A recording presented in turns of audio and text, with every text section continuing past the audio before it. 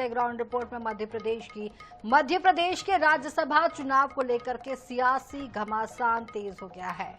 कांग्रेस उम्मीदवार मीनाक्षी नटराजन का नामांकन पत्र खारिज होने के बाद कांग्रेस सुप्रीम कोर्ट पहुंच गई है। पार्टी की ओर से सुप्रीम कोर्ट में याचिका दायर कर दी गई है। हालांकि मामले में आज सुनवाई नहीं हो सकी। अदालत ने उनके वकीलों को कल उपस्थित होने के निर्देश दिए हैं। बता दें कि कांग्रेस ने कल चुनाव आयोग से मुलाकात कर रिटर्निंग ऑफिसर के फैसले को पलटने की मांग की थी, लेकिन अब तक चुनाव आयोग की ओर से कोई राहत नहीं मिली है। आज उम्मीदवारों के नाम वापसी की अंतिम तारीख है। दिल्ली में एआईसीसी मुख्यालय में भी अहम बैठक जारी है, जिसमें कानूनी और राजनीतिक रणनीति पर चर्चा की जा रही है। इसके अलावा मध्य प्रदेश कांग्रेस के सभी विधायक कल दिल्ली में राष्ट्रपति भवन तक मार्च करने की तैयारी में है। बता दें कि भाजपा ने मीनाक्षी नटराजन के हलफनामे में एक कथित लंबित मामले की जानकारी छिपाने का आरोप लगाया, जबकि कांग्रेस का कहना है कि वह मामला केवल एक नोटिस तक सीमित है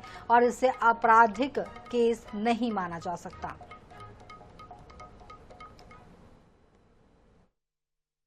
सीनियर लॉयर्स ने अपना सवाल रखा है और हम अपनी लड़ाई लड़ रहे हैं। सीनियर लॉयर्स ने अपना सवाल रखा है और हम अपनी लड़ाई लड़ रहे हैं। एक आधार पर मिस मीनाक्षी नटराजन को आरओ ने निरस्त कर दिया उनके नॉमिनेशन पेपर को। वो आधार था ये गलतफहमी कि कोई क्रिमिनल केस जो इनके विरुद्ध पेंडिंग है उसका इन्होंने खुलासा अपने फॉर्म में नहीं किया। मजे की बात यह है कि कोई भी क्रिमिनल केस ऐसा नहीं है जो कानून में एग्जिस्ट करता है, स्थित है, जिसका वो खुलासा कर सकती थी। कोई नहीं है। एक नोटिस आया है कोर्ट से कि आप आइए और बताइए कि हम कॉग्निजेंस इस केस का लें कि नहीं लें। ये पहली कक्षा का कानूनी विद्यार्थी जानता है कि कॉग्निजेंस यानी संज्ञान लेना एक प्राथमिक स्टेज होती है मैजिस्ट्रेट द्वारा, और वो इसलिए ली जाती है कि मैं ये निर्णय करूं कि ये केस आगे चलना चाहिए कि नहीं।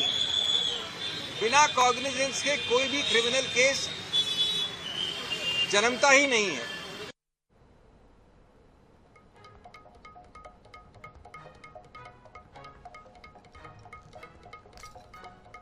इस मामले पर ज्यादा जानकारी के लिए हमारे साथ भोपाल से अंकुश मौर्य हमारे संवाददाता इस वक्त हमारे साथ जुड़ रहे हैं।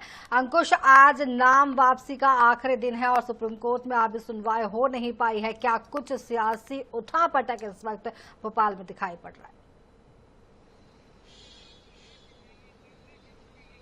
देखिए, ये जो राहत मिलने की उम्मीद थी कांग्रेस को सुप्रीम कोर्ट से, आज वो राहत तो नहीं मिली है। अब उसे कल पर टाल दिया गया है, लेकिन आज का दिन बहुत महत्वपूर्ण था। अगर आज रिटर्निंग ऑफिसर के ऑर्डर को स्टे भी कर देता सुप्रीम कोर्ट तो राहत मिल सकती थी कांग्रेस को।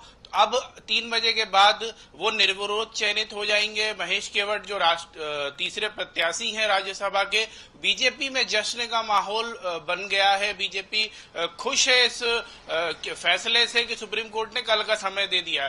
तो जाहिर सी बात है कांग्रेस में एक मायूसी है, लेकिन उम्मीद है कि कल सुप्रीम कोर्ट कुछ इस पर फैसला ले सकता है। उम्मीद अभी भी कायम है, क्योंकि कांग्रेस कल से पिछले 2-3 दिन से प्रयास कर रही है। कल भी दिन भर चुनाव आयोग के आदेश का इंतजार किया, फैसले का इंतजार किया। आज तक वो फैसला नहीं आ पाया और कांग्रेस इस बात से भी शॉक्ड है कि जो जानकारी मिल रही है कि चुनाव आयोग के वकीलों ने सुप्रीम कोर्ट में ये कहा कि उसे इस मामले की जानकारी नहीं है, उसके पास याचिका ही नहीं आई, जबकि चुनाव आयोग ने ही 12 बजे कल दोपहर 12 बजे समय दिया था कांग्रेस को। 10 लोगों का 10 नेताओं और वकीलों का प्रतिनिधि मंडल गया था, मुलाकात हुई थी चुनाव आयोग से। उसके बाद ये उम्मीद जताई जा रही थी कि शाम 5 बजे तक तो चुनाव आयोग का फैसला आ जाएगा, लेकिन शाम से रात हो गई, रात से आज सुबह हो गई, चुनाव आयोग का कोई फैसला नहीं आया। इसके बाद सुप्रीम कोर्ट पहुंची कांग्रेस और सुनवाई शुरू हुई, लेकिन सुनवाई में भी उसे निराशा ही हाथ लगी है। उसे कल का समय दे दिया गया है। अब आज निर्विरोध ही चुन लिए जाएंगे महेश केवट।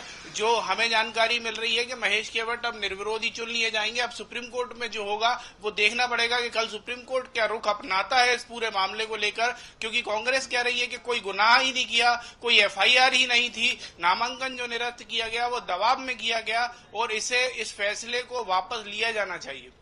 जी, इसके अलावा अगर सभी विधायक दल की अगर बात की जाए तो वो राष्ट्रपति भवन तक मार्च करने की तैयारी भी वहां पर लगातार कर रहे हैं और एक उम्मीद उन्हें अब भी बरकरार है। वो उम्मीद का कौन सा तिनका है जिसके आधार पर कांग्रेस को उम्मीद है कि कुछ हो सकता है?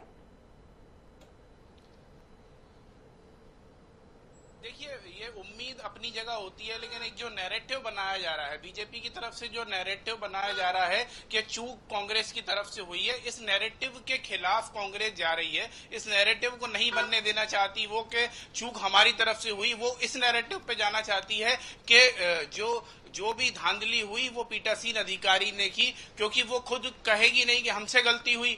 अब ये नैरेटिव ना बने कि उनसे गलती हुई, इसलिए ये सारी प्रैक्टिस चल रही है। और अब ये राष्ट्रपति से मिलकर कुछ मिलेगा नहीं उन्हें, लेकिन एक साइकोलॉजिकल दबाव बनाने की कोशिश है, एक मार्च करके दिखाने की कोशिश है कि हम सब एकजुट थे, हमारे 62 विधायक एकजुट थे, हम हमारे प्रत्याशी को जिता सकते थे, सब कुछ कर सकते थे, लेकिन आप ने नामांकन निरस्त कर दिया, इसलिए हमारा प्रत्याशी अब राज्यसभा नहीं जा पा रहा है। ये साइकोलॉजिकल, ये सियासी कदम है कांग्रेस के जो दूसरे फ्रंट से खेले जा रहे हैं। एक तरफ वो सुप्रीम कोर्ट में गुहार लगा रही है, दूसरी तरफ वो सड़क पर भी मार्च करती नजर आ रही है। तो जाहिर सी बात है, ये लड़ते हुए दिखना जरूरी होता है, उस लाइन पे कांग्रेस चल रही है कि लड़ती हुई वो दिखे तो सड़क पे। वो अपने अधिकारों के लिए अगर वो बात कर रही है कि उसके साथ अन्याय हुआ, तो वो न्याय मांगने के लिए गई कहां।